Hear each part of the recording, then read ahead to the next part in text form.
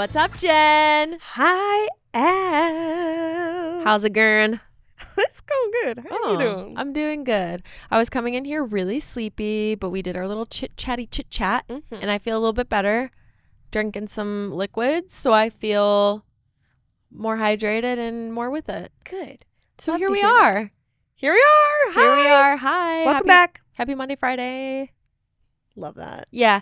I don't know if people have noticed, but like when we talk about our timeline, we're talking like present tense, but also future tense. Yeah. And it'll be like past tense when they're listening. Is it pretense? Is that what you call it? I think so. Pretense. Yeah. Okay. Well, buckle up because there's going to be a lot of that. A lot of referring. Today's Monday, but today's also Friday for Happy y'all. Friday. Happy Friday, baby. We're going to get into the episode. Take it away, Jen. What are we calling this episode, Al? Roll call. Shibuya. Shibuya. Roll call. So what we're going to do today, Jen's going to provide us a juicy, loosey disclaimer here really soon. But what I wanted to say is this is going to be a fun episode. We're going to take a little break from all of the really heavy, serious topics that we've been covering.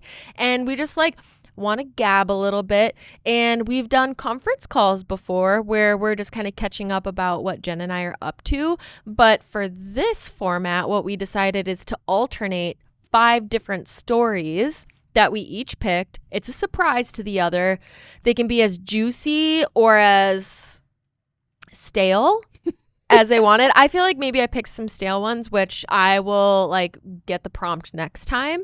But yeah, we're going to dive right in. We're going to alternate and we're just going to friggin' go back and forth. I love that. So hit us. Disclaimer. Today, we're going to be talking about stories that are actually going on right now. What's in the news? What's in the haps? What's happening? So disclaimer, some of this is going to be opinion-based. A lot of it is going to be fact-based. It's going to be a combo today.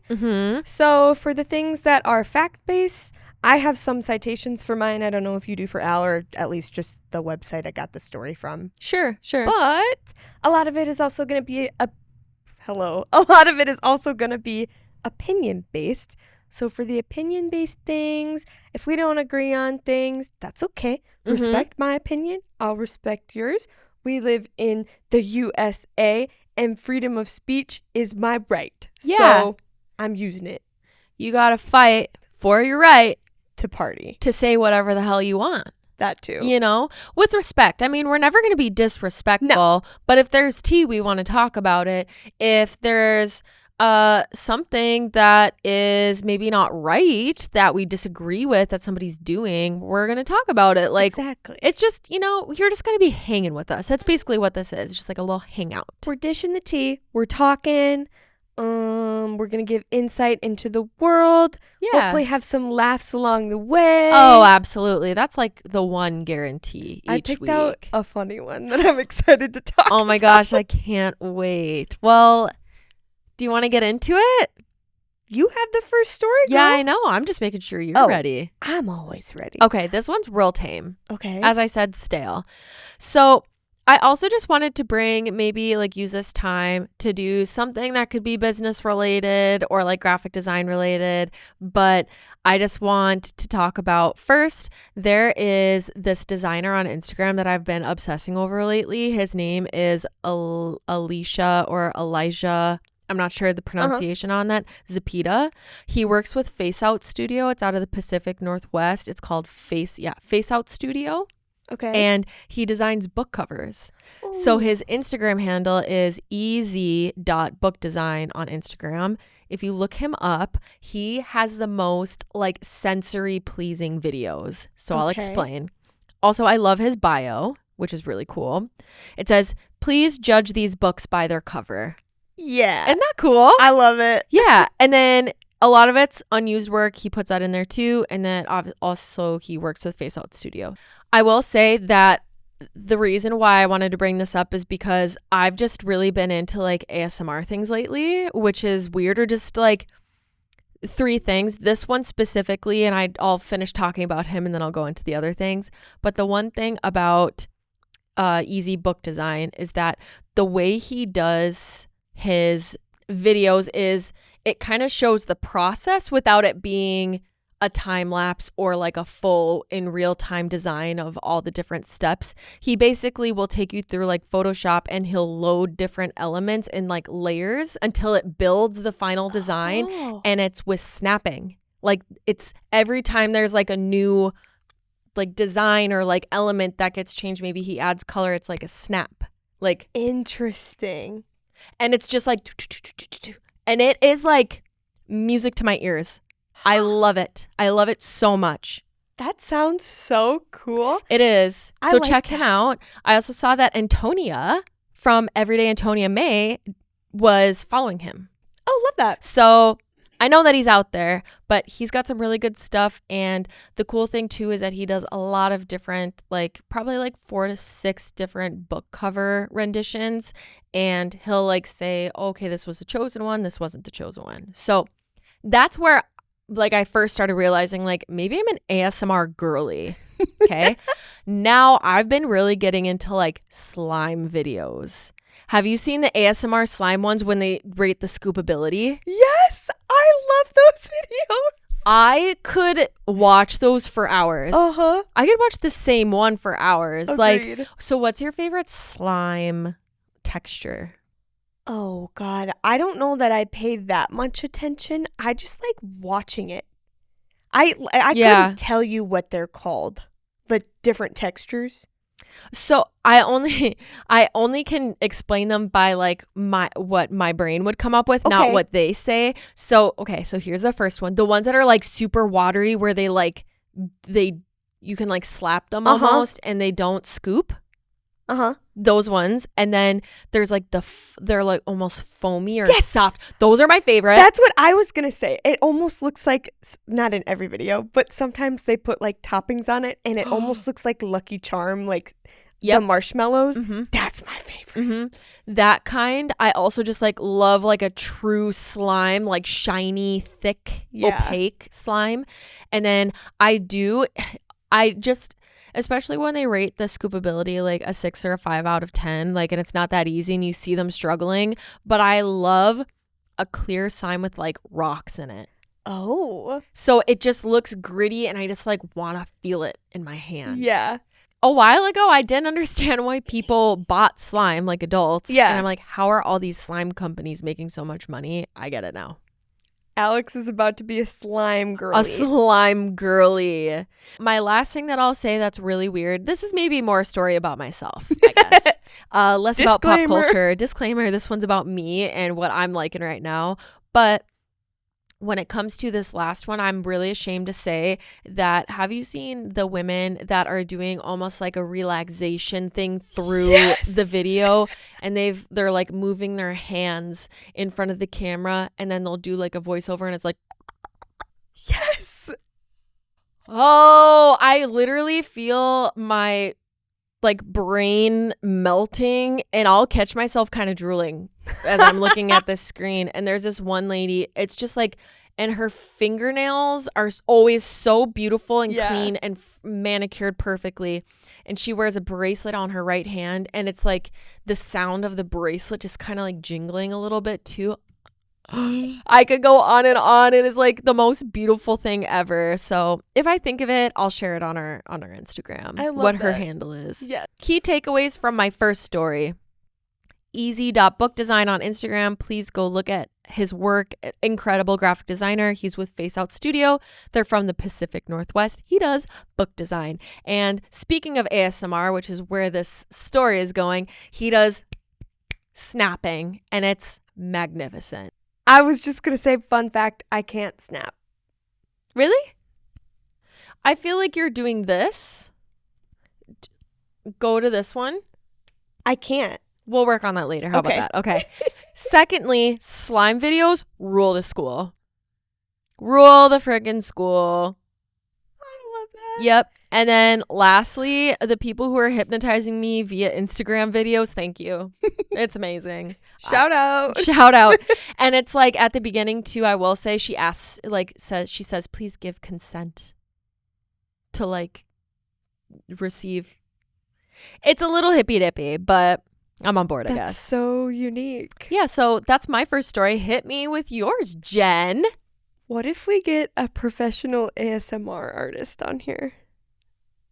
That is like a new level of success, I would feel like. What an interesting guest that would be. I love that. We wouldn't have to talk at all. No. We'd just say, here's your microphone. Go. Please give consent.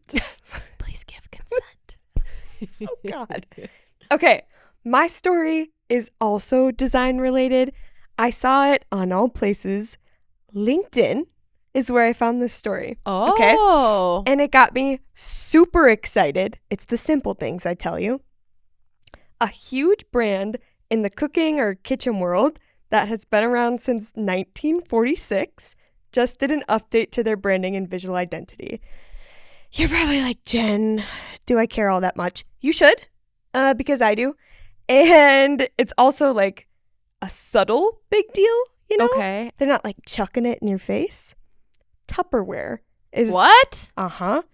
They did a rebranding that features simple, fresh, functional identity through visual experience and color expression. The logo features the L lifting the lid on top. Okay, so like the Tupperware, or the T, sorry, lifting the lid off of the letter T in Tupperware, so it's kind of peeling off a little bit, which alludes to the functionality and really the entire concept of the brand with food storage and containment. Okay? Okay. You're looking it up right now? I'm looking at it right now. It's like, it's just ever so lifting off the top of the T. If you think of a capital T and like putting a lid on top of it and peeling it off, that's what the logo looks like. So simple, yet it adds such a huge element and just like Easter egg in the design. Personally, I think it's really fresh and bold. It uses the whole branding, not just in the logo, but the branding uses bright, catchy colors to draw in a younger audience, but also it's focusing on the fun aspects of cooking. In their marketing, they use really fun typography. Okay. So they'll spell out words like chop, stack, and blend, and the word will be doing what it says. So chop is cut up into like 10 different lines, but you can still read the word chop. Stack is the letters in the word stack, all stacked on top of each other and jumbled.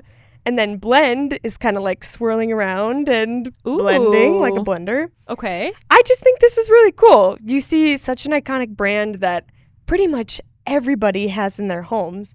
Like, I think Tupperware in the Midwest is a sacred thing. Like, anytime we have a family function, my family's like, oh, make sure I get that Tupperware back, or, you know. Right. And we also kind of talked about it during our MLM episode, too, where selling Tupperware used to be like a huge pyramid scheme. So, but now it's everywhere. Now it's everywhere. And Tupperware is just also, I saw this on a TikTok, I think, that some guy was calling it Tupperware. Oh. And then another guy was like, it's not Tupperware. It's almost like, what do they call that? Mandela effect or Mandela effect, where you think it's one thing for so long and then you end up finding out that it's literally not. That's really funny. Yeah. Oh, I love that for them. Okay.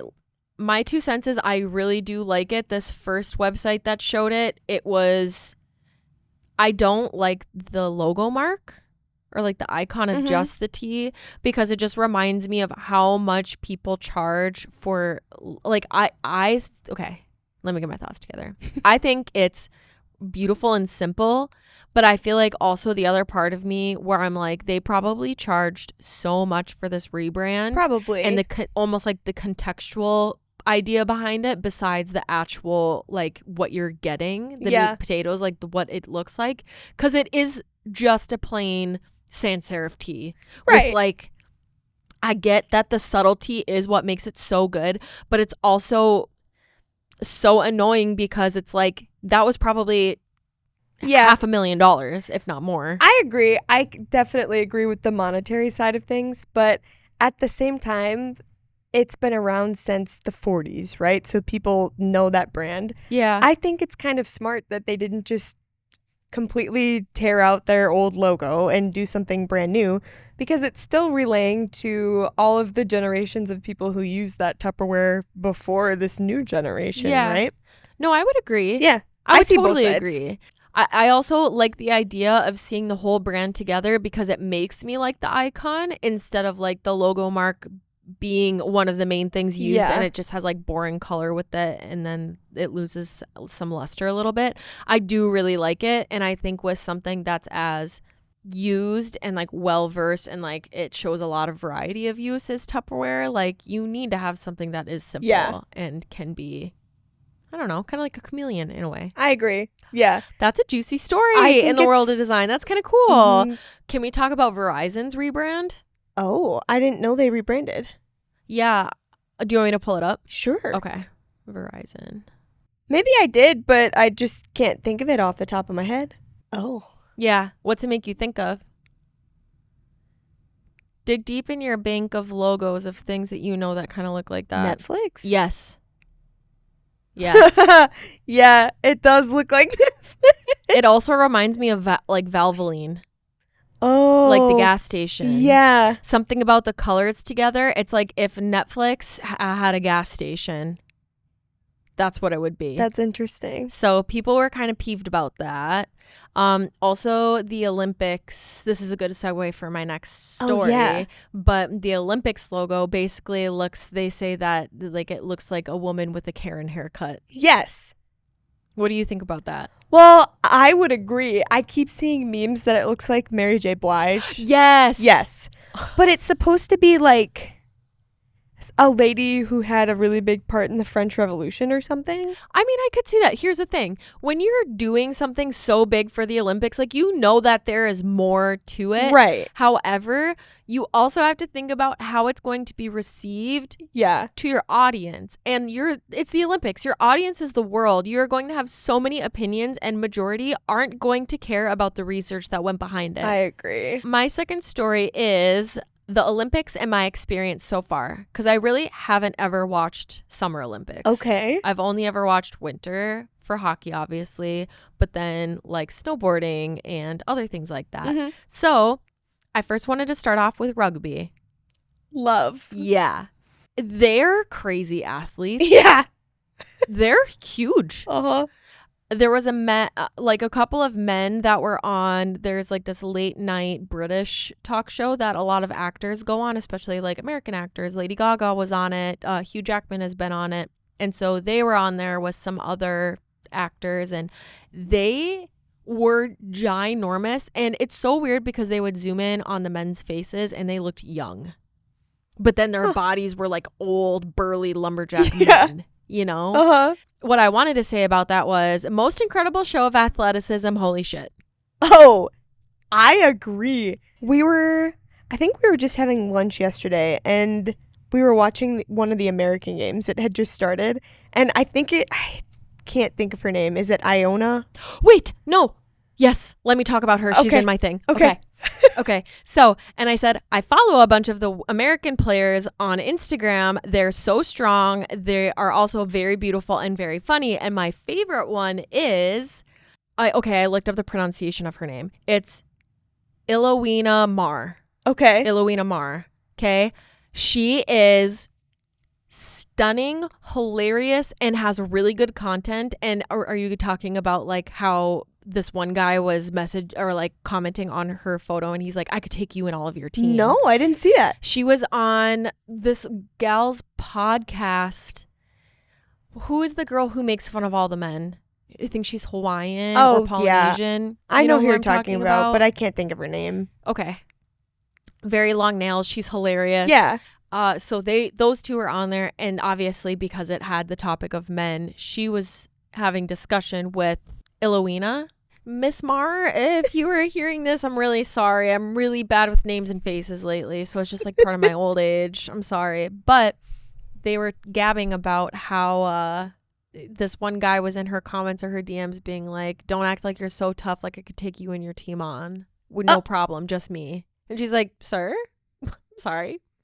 What? Just like so insecure that he can't handle, obviously, just seeing a strong physically woman being confident on Instagram and just scrolling past it, like maybe talking shit to himself. But he had to take it to the comments where it's like, how delusional do you think that these tough ass fucking women couldn't take you, a single man? No kidding. Also, why aren't you in the Olympics then? Yeah. Like, If you can take a whole rugby team of women on, you should have your own sport. you should be in Olympic lifting or something. Like, That what? actually makes me so mad. But yeah. along that lines, I was just going to talk about how in an early play yesterday in the rugby match, she had the ball, I think, and was like running towards the end zone or whatever they call it in rugby. And a girl on the opposing team came at her and she fully just strong-armed her to the ground. One arm. She's such a badass. Oh my I God. follow her on TikTok. She's so funny.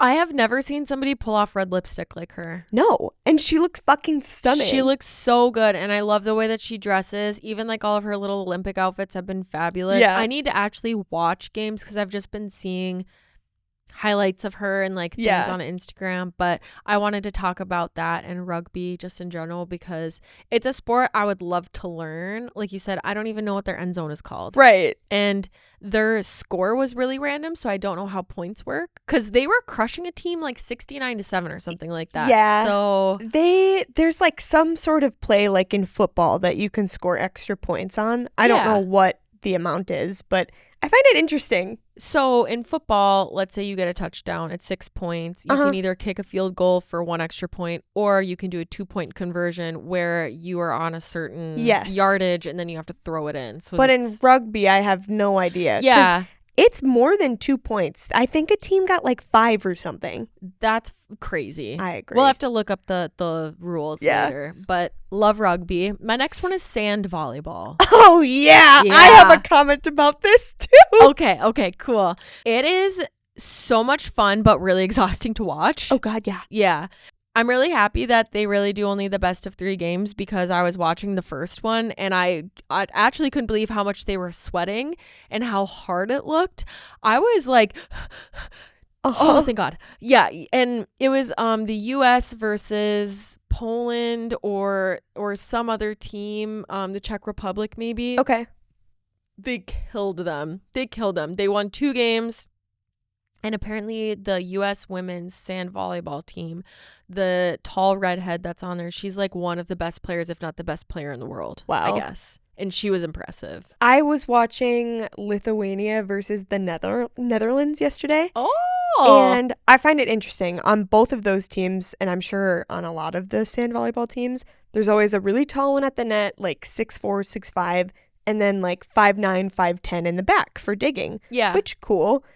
On the Netherlands team, the girl at the net was 6'4" and a lefty, which, Random. you only really ever come across that in like pros. It's very rare. Mhm. But she's 6'4" right at the net. So the other team would hit it over. The girl in the back row would just like dig it up perfectly to the girl. And then she just pound it down at the net. Like every single time was absolutely dominating. It was so fun to watch because you know what she's going to do. She's just going to fucking send Like, it into the ground. It's sad to not see a good volley or a good game back and forth Well, because they are so good. yeah. However, when somebody is like that good, and that was Lithuania.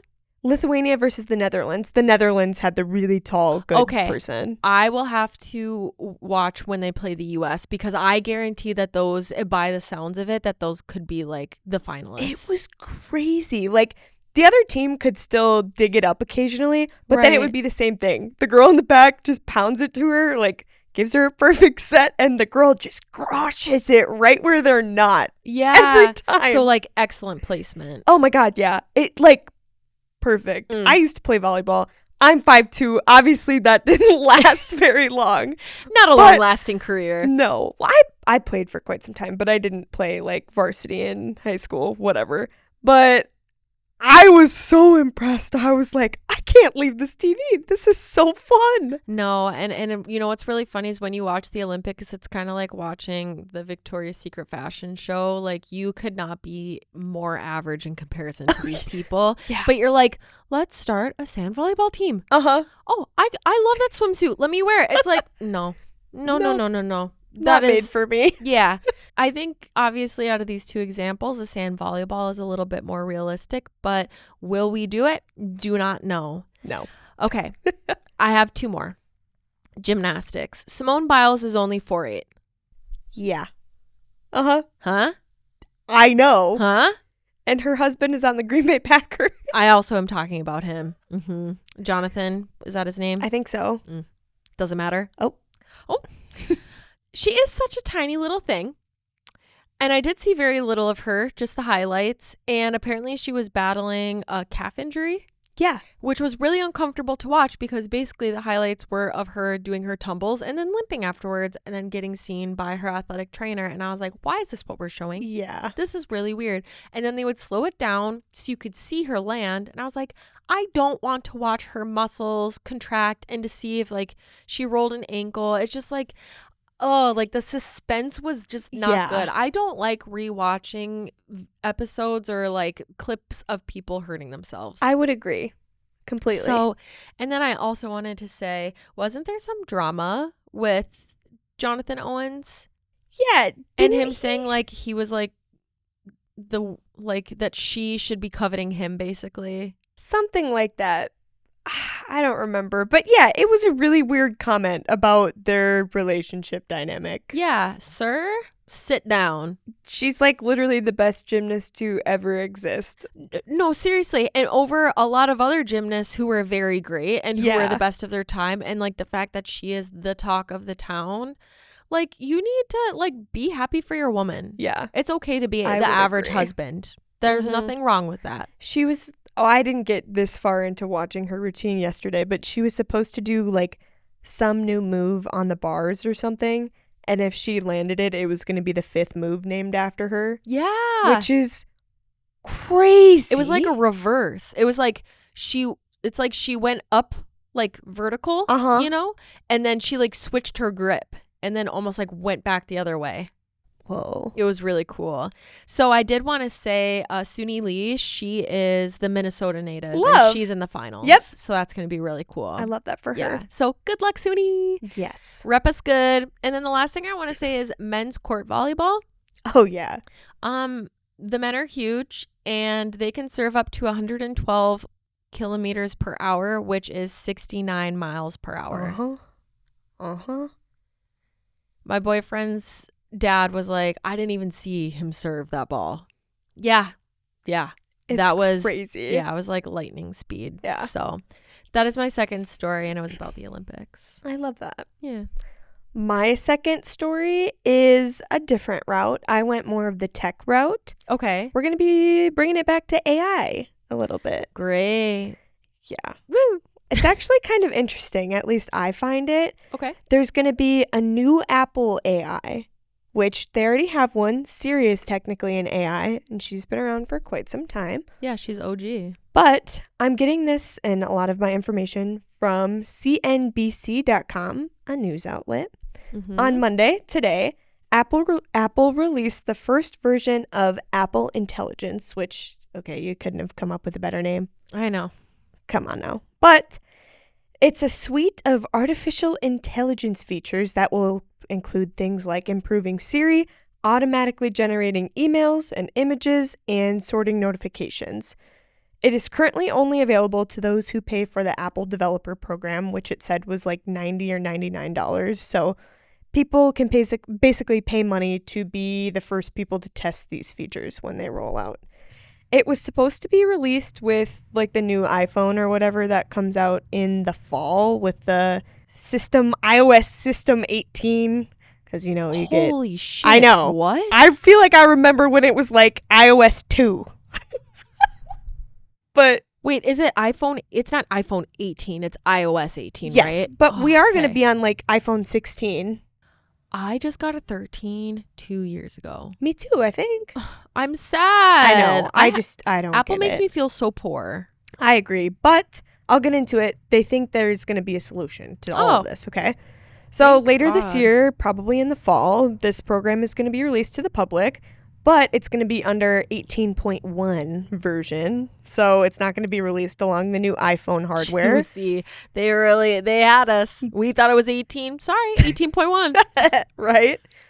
But Apple Intelligence is expected to be an important initiative for Apple.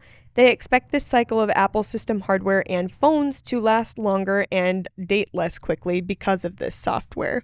So they think like, they didn't like come out and say it in this article, but I think this is going to be like peak iPhone for a little bit because AI is the newest technology.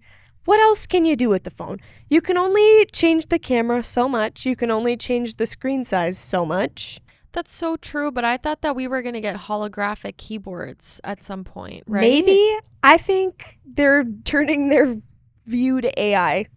I mean, I'm glad that they're slowing down. I'm not happy about the AI thing. I'm probably one of the very few people who, I'm not like anti-AI, but I'm not on board. I just feel like it's a waste. Like, there is AI that could be beneficial, but I feel like it's being turned into something that's sellable to people who can afford it instead of using this incredible intelligence to fix world problems. Like, I just feel like if it's so powerful and so evolving, and I just like, why is it just another thing you can buy to make the everyday life of people who aren't struggling better? You know, I agree. I don't understand why it has to be on absolutely everything. I don't understand why Google has its own version of AI when it's basically like, from the commercials, it looks like you're just basically Googling things with this AI and it tells you the same thing Google is going to tell you. No, exactly. Like, instead of having the number one thing or like a definition pop up from like Merriam-Webster, it just like basically comes from an AI definition. I don't know. I don't get it. But they did give a list of features that are going to be included on this update, or at least when it comes out fully. So it'll be a new Siri look, and it will make the outer edge of the phone glow on the screen. So I'm assuming, like, they didn't show pictures, obviously, but I'm assuming, or on the screen, it'll be a fine line that kind of has like a pulsing effect, you know? Because it's like AI, dream. I don't fucking care. So it's going to hypnotize us. Yeah. Great. Other Siri improvements, such as the ability to understand commands when the speaker stumbles over their words, like I do a lot. Siri can now answer troubleshooting questions about Apple products, which I don't know what that means. Okay. Better photo search and movie creation. AI-generated summaries for mail, messages, and voicemail transcriptions, which also I don't really understand. What? I get it for maybe like long emails if you're really getting that many business emails. Oh my God, I completely heard that as like mail. Oh. Like men. Like MAIL. Yeah, no, I get that now. But like when I first heard it, I was like, oh, what does that mean? I overreacted. And then the last one that's going to be on this update are writing tools, including Apple's text generation service. I don't know what that means. As if texting couldn't get easier. Now you don't even need to think. Or you think and the phone will just write your response. Like, what are we doing, everybody? I mean, cool. It's like great that we have a new invention and things are getting updated, but I'm just like tired. And I would agree. I'm like exhausted of being a consumer. I feel like I'm getting to the point now, which is awesome because it's saving me money, but I'm kind of like sick of just the act of buying shit. Felt. And I almost look at all these other businesses still kind of wrapped up in the hoopla, if you must, of just constantly turning around new stuff. I just like, I don't know. What's the point? I'm over it. I agree. However, I will say I'm sure that a lot of people have very good jobs and it's putting bread on the table trying to like test the AI and do all these things for Apple. So I understand that there's probably a bigger economic impact that I'm being insensitive about. But in my opinion, I just think that we could be doing these things for a better reason. I agree. Other than just selling it. Because that's the thing. It's like, they're trying to promote it as it's going to be a helpful tool to people. But if it is so helpful, then why do we need to charge $99? I agree. It's all about money. I agree. That's all that it is. There's a couple things that I do want to talk about in regards of what's going to happen when it's fully rolled out. There's one that I'm really excited about, and it's going to be emoji generation through AI. So you can say like, dog wearing a party hat. It'll do that. It'll make an emoji for it. Okay, I like that. That's like the one thing I'm excited about. I like that. And that's all I have about that. I just thought it was interesting because I wouldn't have really thought, well, I guess it makes sense that they're updating Siri, but they already have Siri. Siri's AI. I didn't think they were going to like roll out something completely new, but I find it fascinating that they're trying to get above and beyond and ahead like they always do. And Yeah. AI is just another victim of that, I think. Mm-hmm. Yeah. That was a really good one about AI, though. Thanks. I feel like that was very appropriate. I'm going to be interested to see all the videos about people's experiences with it, because I think that it's going to be, I could see it being really good, but I'm just wondering to see like who like their demographic really is. Right. I agree. It's just going to confuse the older generation even more, Yeah. I think. Yeah. But who knows? Well, I can tell you what, my parents aren't getting it. My dad can't because he has a Samsung. Perfect. Yeah, great. All right. My third story is Olivia Rodrigo and Sabrina Carpenter are rumored to be collaborating on a new song. Oh, that's hot. Did you hear about that? No. Really? Uh-uh. Yeah. So my question is, I don't know much about this. I just saw the title and a little bit on what's the thing that Instagram does? Not like Twitter. It's Thread? Yes. Okay. There you go. Threads. Thread or Threads? I think it's Threads. Okay. Threads. Yeah. I just thought of like, oh, check out my threads. Like my clothes. Yeah. I just saw something quickly about that, but I was going to ask, like, didn't they have beef? Major. Okay, that's what I thought. And I was like, that's why Olivia was worried about getting her driver's license? Well, yes. And it was Wasn't it Josh? Yes, Okay. Joshua Bassett. Okay. So there's Olivia Rodrigo, Joshua Bassett, and Sabrina Carpenter. They're all Disney Channel babies. Yeah, that's right. Okay. So that's kind of how the story comes in. Olivia Rodrigo and Joshua Bassett are on High School Musical, the series together, and they're love interests in the show. They also happen to be dating in real life. All of a sudden, breakup. Olivia Rodrigo goes, boom, breakup album. The hit song, Driver's License. One of the first lyrics. You're probably with that blonde girl who always made me doubt. About Sabrina Carpenter, okay?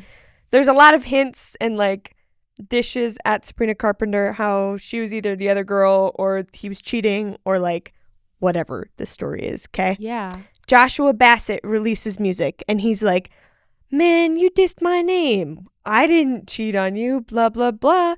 And Sabrina Carpenter made a song that was basically like, you definitely a home did. wrecker. I'm a slut. Yeah. Yeah. So basically being like, you don't know who I am, but like all this happened just because I liked a boy. Exactly. Huh. Yes. Okay. But now, I don't know. I think Joshua Bassett is still kind of hung up and like trying to get fame on the fact that, oh, Olivia Rodrigo made a breakup album about me. Okay. Don't cheat on women. Okay, yeah. Also, and it's just like, look at both of them doing so good. Right. Like the best that they've ever been in their career. I am not team Olivia or team Sabrina. I just love Sabrina so much. Just like her music, I'm more drawn to. Yeah. But it just kind of seems like this is what girls do when they mature and they get a little bit older and then they realize like that men ain't shit. Exactly. I love my boyfriend very much, but Me that too. man specifically, Joshua Bassett, and men who cheat, not the best.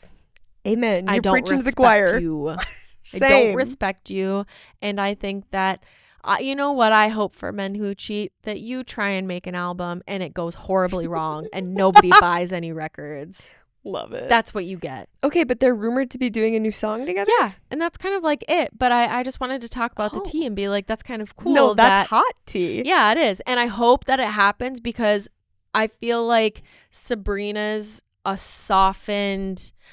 I was even talking to Brandon this weekend and he was playing Sabrina all Saturday night when we were out and about, like in the car. And he's like, she's got vibey music. Like I like her beats. Yeah. And I just thought she is for everybody. She is the new, I think she's like the olive branch between Taylor Swift and men. You know what I'm saying? Like she is not overly Taylor Swift and it's not too girl coded where it's hard for men to like her music because Taylor Swift is so whimsical and very emotional and she talks about very specific things and it's like poetry, right? And I feel like female perspectives like that are already hard enough for men to understand.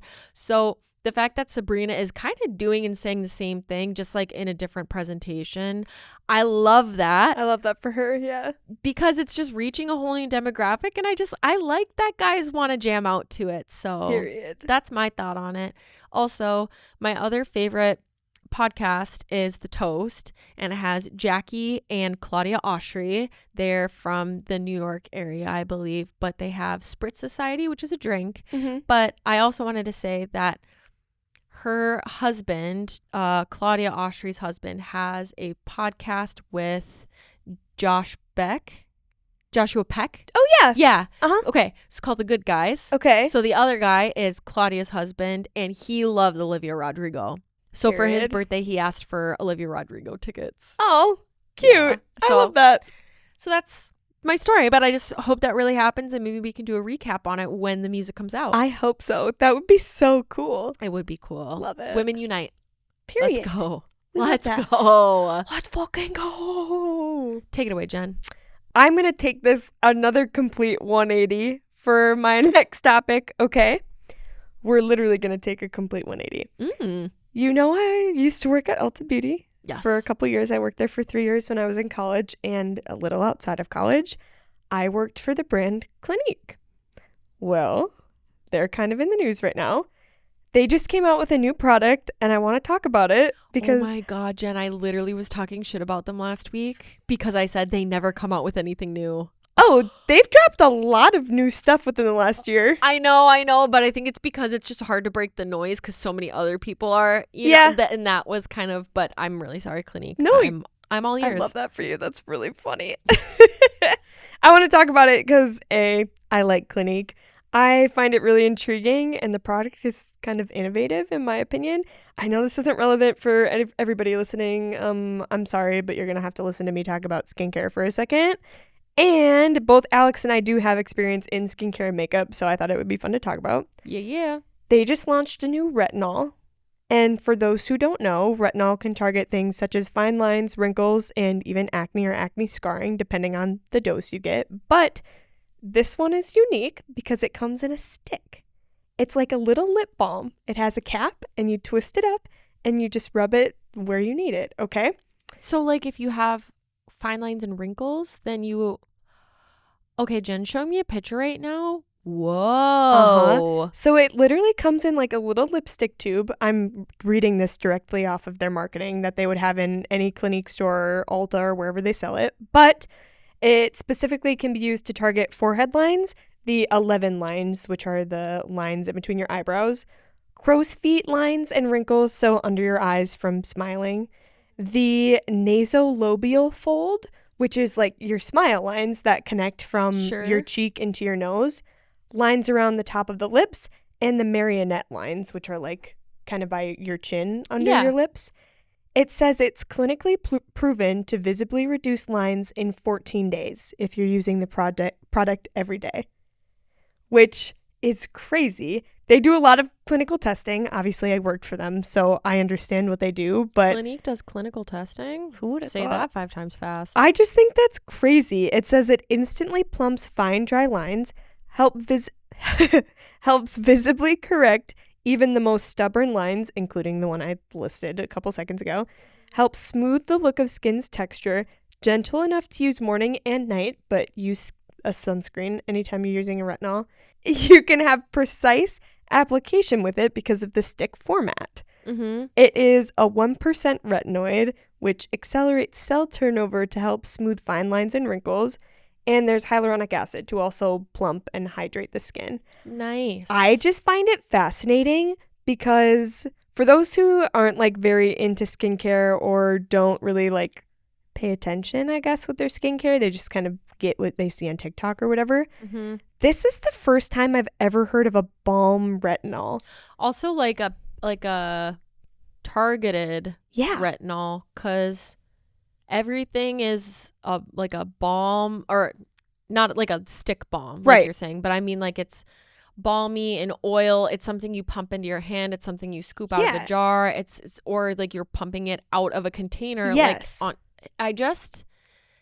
I'm just wondering now, like my thoughts are, is it not recommended to put retinol everywhere?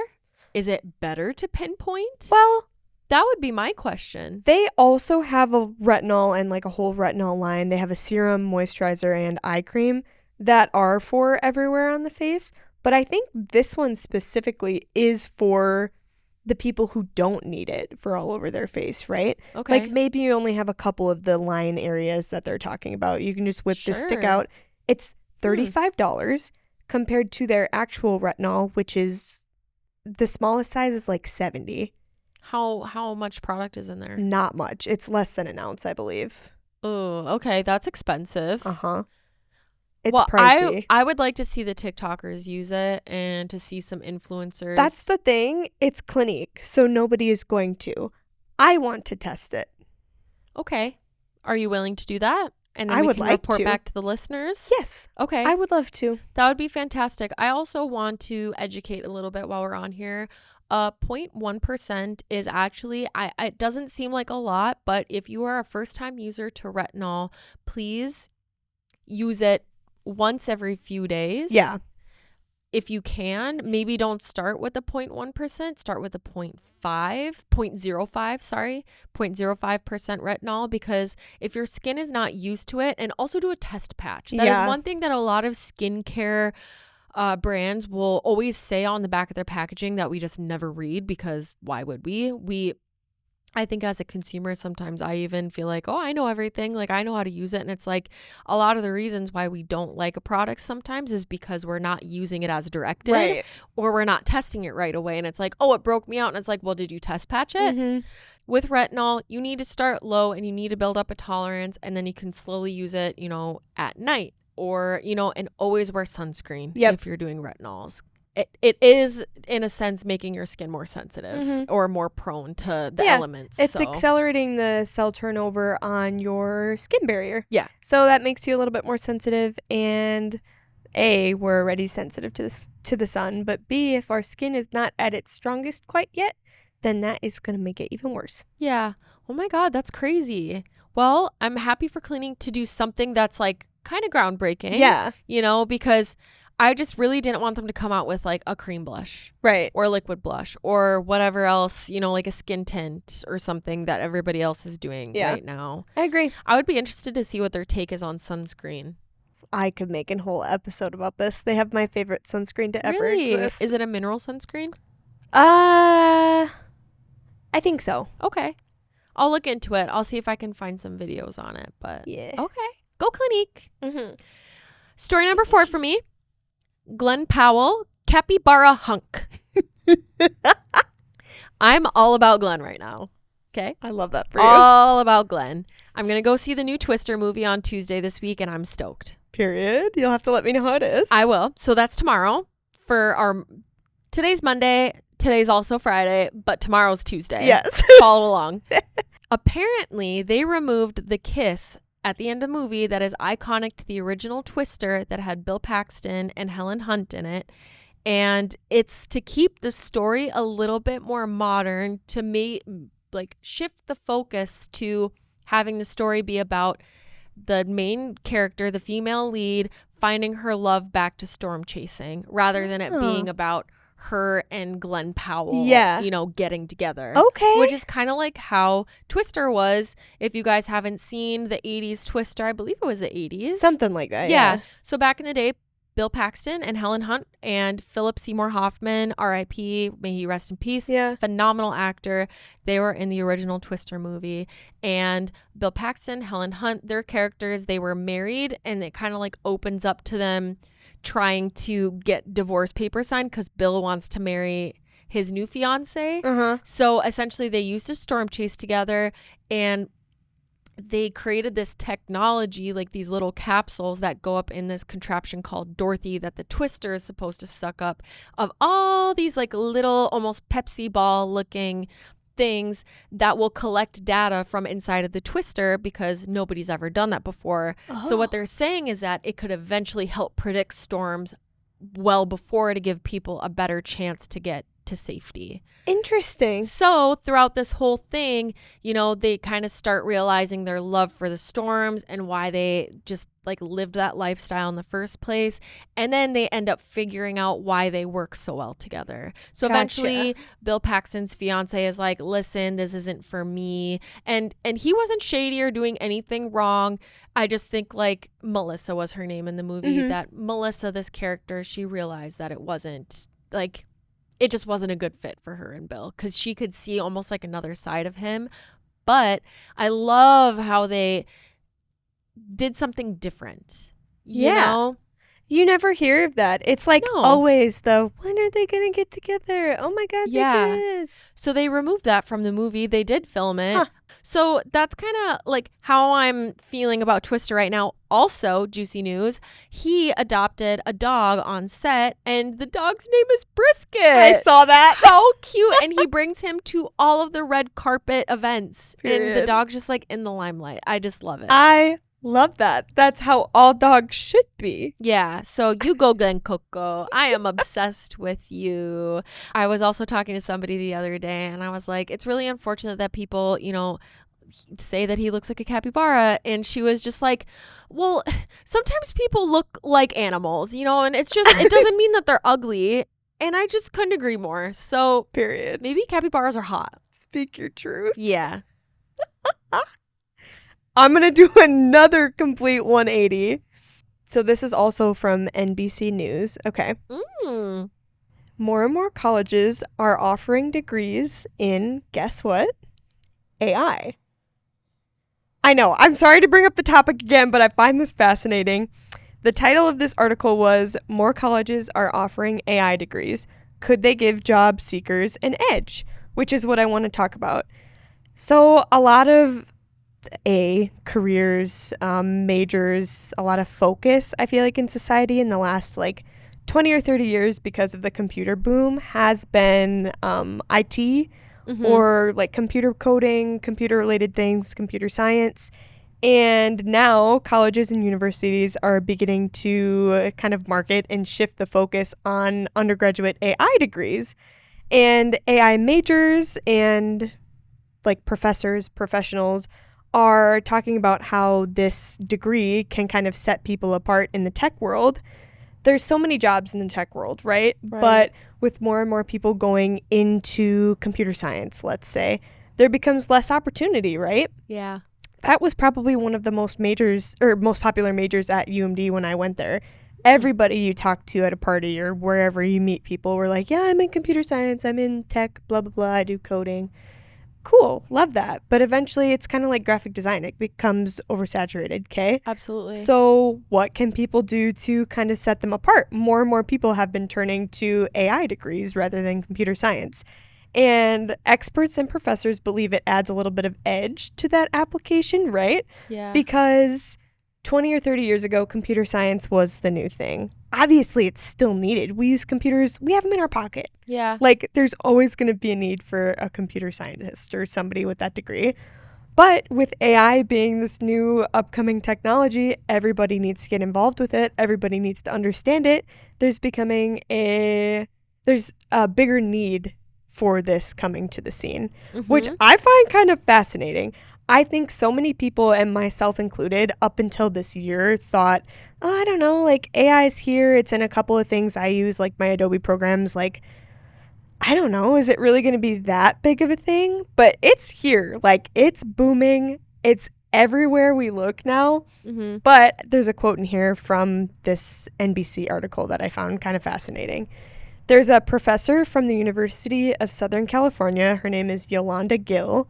And she said this while announcing her school's Artificial Intelligence for Business degree. So the quote is, with this program, we will empower business and organizational leaders to understand the possibilities as well as the limitations of AI technologies and to help them better understand the people they serve, predict trends, and improve decision-making processes. I just find this really fascinating. I never would have thought, well, I don't know, within the next like 10 years or so that people could be getting degrees specifically in AI. I watched The Circle recently, and in the most recent season, there's a contestant who was like a AI programmer, or he like actually tested them. Mm-hmm. But for people to actually study the science and like patterns behind them, I could never do that. My brain does not wrap around the fact. No, I can barely No. do coding for a website. And by barely, I mean I can't. I can't either. I find that really fascinating that people are I wonder if majoring in they it. had to kind of like let humans in, and like specific humans who seriously are too smart for every other job. Yeah. Where they're like, how can we finally challenge somebody? Oh, okay, let's stick them with the smartest thing on the planet. It's not a living being. Like, we just need to put them in the same room and they can work together. I That's agree. crazy. I also think it's really fascinating because that will definitely make people stand out on a resume. If only 13 colleges or universities in the country right now have a program like that, there's probably 200 universities in Wisconsin alone. Okay? True. Like, that is a very rare thing to put on an application. And if it's between you and somebody who has an AI degree for some sort of tech field job, I bet you they're going to hand it to the AI person. Yeah. I wish I had more of feedback or like more to say on that, because I feel like it's so far over my head. And I love that you find it interesting, because I think that AI is a conversation that obviously needs to happen, because like you said, it is here. We can't ignore it. But for me, I want to ignore it. So No, I feel Yeah. that. I agree. I just think it's cool that there's people out there that are like interested in studying that. It is. I just, I don't it know. would never ever in a million years be me. No. You could not force me. Like, that would be worse than waterboarding, making me study for a degree in AI. Worse. You know what? Give me death row. Give me the little tiny black room that's actually buried in the dirt, and I have to stay in there for a year. I would rather do that than learn AI Speak your on truth, a collegiate queen. level. So sorry. I'm getting tired, so I'm feeling a little sassy. I'm glad we're at our last stories here. We've each 'cause- got one more. Yeah. But thank you. That was lovely. Mhm. Okay. Okay, I'm going back to pop culture, because when I'm tired, I love that Jen's like covering like the smart bases. She's really bringing the heat about like very scholarly things and like shit that matters. I'm just bringing the brain rot shit. I love that. Yeah, it's needed. It's a really good balance, and I'm so happy that we like once again have seeked balance without even knowing, Yeah. because if you didn't catch that at the beginning, Jen and I did not give any hints or clues to what either of us were picking to talk about No. today. So my last story is Katy Perry making a comeback, and do we like her? No.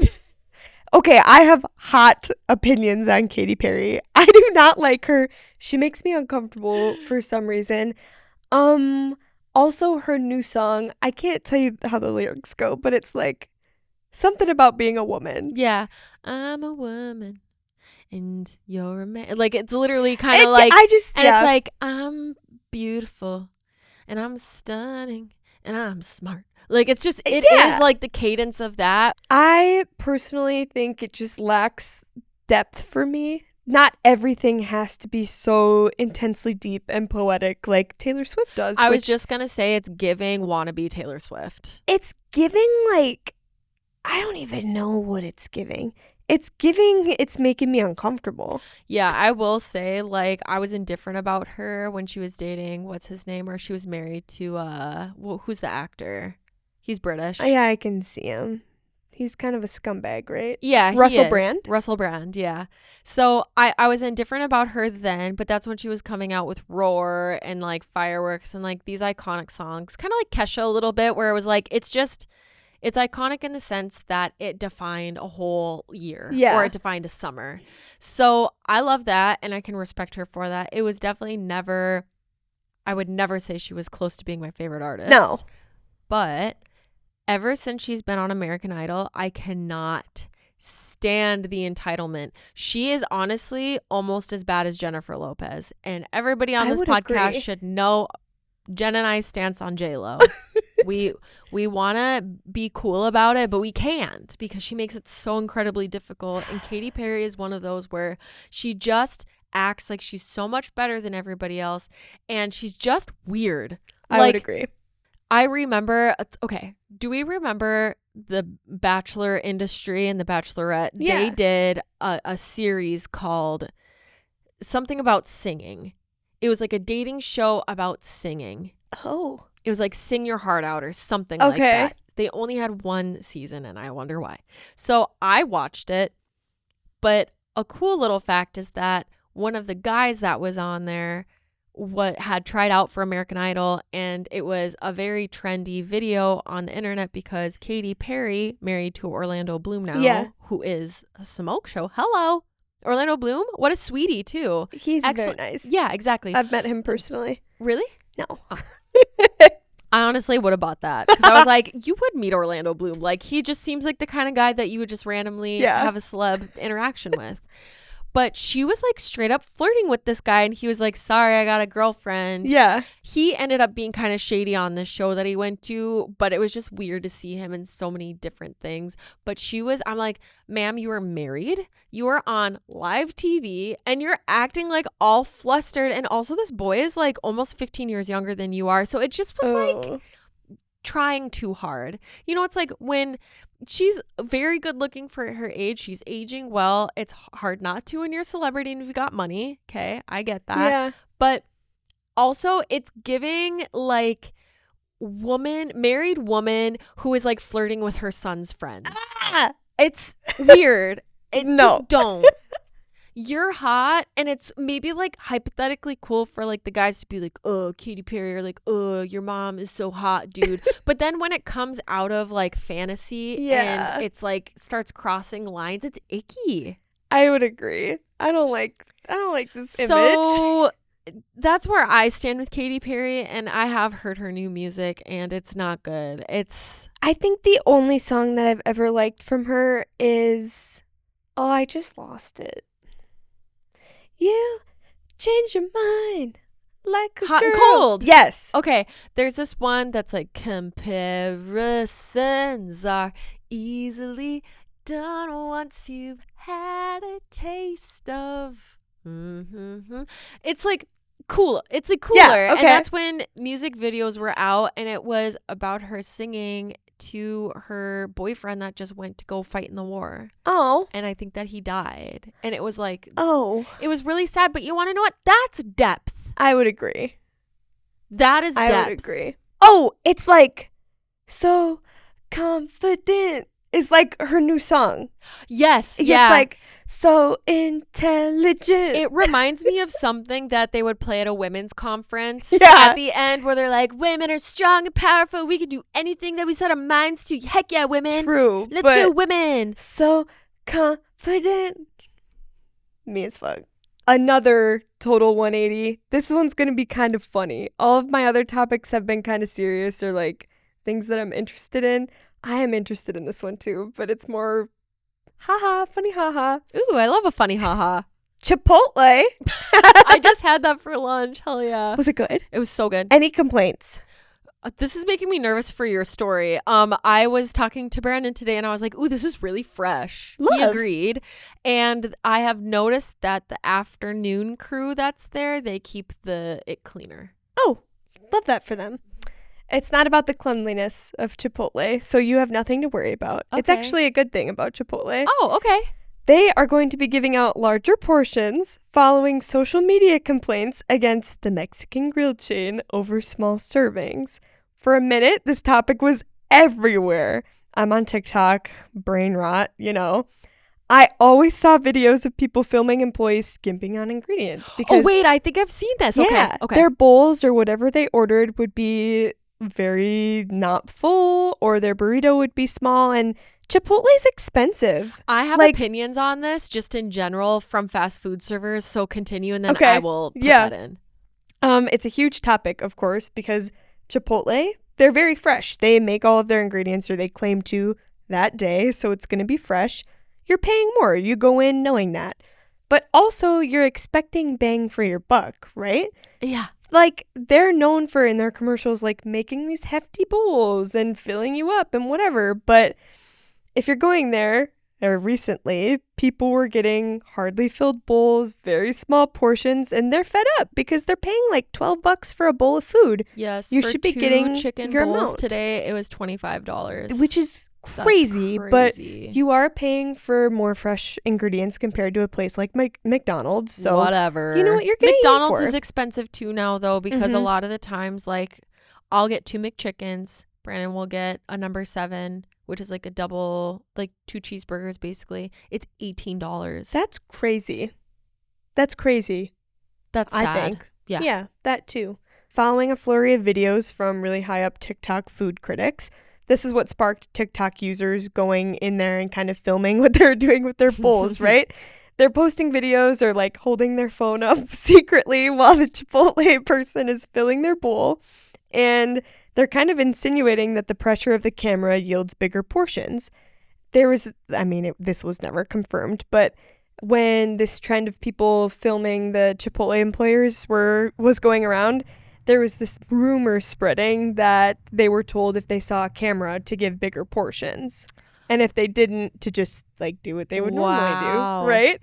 And the CEO was actually interviewed a couple months ago, like when this first started, and he was like, "We've never skimped on ingredients. Chipotle takes pride in giving a full scoop," and like just like basically being like, "Yeah, we never fucking skimped on ingredients." But oh, you know that in all of your Chipotle stores that you've never once done that, like, get fucking bent. Exactly, I agree. But today, or whenever this article came out, it's within the last couple days, the CEO said, "Getting the feedback caused us to relook at our execution across the entire system.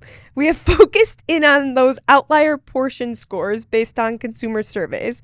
They're going to retrain about 10% of their 3,500 U.S. locations." Wow. Which I just think that's crazy that TikTok, it was either probably as a joke or people just being pissed off because they weren't getting enough food. People filming the Chipotle employees not giving them enough food.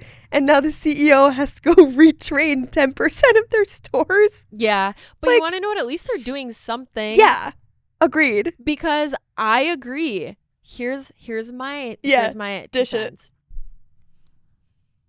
You giving me less chicken or rice does not come out of your paycheck. Right. So why aren't you being a homie and hooking me up? I agree. You want to tell me that if roles were reversed and I gave you that half scoop of queso, that you wouldn't ask for more? Right. I know. I don't get it. It seems personal. I agree. Was I not nice enough when I came in? Did I not say please and thank you enough? Right. Like, hook me up. I agree. Don't make me ask for another scoop. Like, maybe if you just gave me one normal regular scoop, I wouldn't have to be like, oh, I just have a little bit more. I feel this way with Subway. Okay. They put, like, on a 6-inch, 2 tomatoes. Huh. And then when they do, like, pickles, it'll be, like, 3 pickles right down the middle. I'm like, you think that that's covering the 6-inch? Like, no. What? Interesting. Oh my God. That was the thing too. Like when people were recording, if they gave them a small scoop or whatever, they'd be like, "Oh, could I get more?" And in a lot of the videos I saw, the employee would just like look at them and like half-ass take another scoop and put it on. Yeah, so at least it's not like they're getting extra, they're getting what they should have gotten in the first place. Yeah. I don't know. I just think that's really funny that this huge chain that, a lot of people, it's like a cult following. You love Chipotle or you hate it. Personally, I love it. But that's just so funny that the fucking CEO's like, "Sorry, guys, we got to retrain these people on how to scoop." Yeah.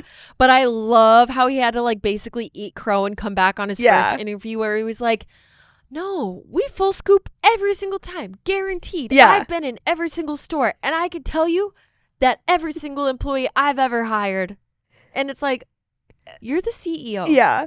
When's the last time you went into Have a Chipotle? you been to the one in the Miller Hill Mall? All of the employees are probably stoned 24/7. Yes, and like their production is so chaotic. There was a gal, it was like 6:37 p.m. during the week. Okay, so the dinner rush has actually already hit.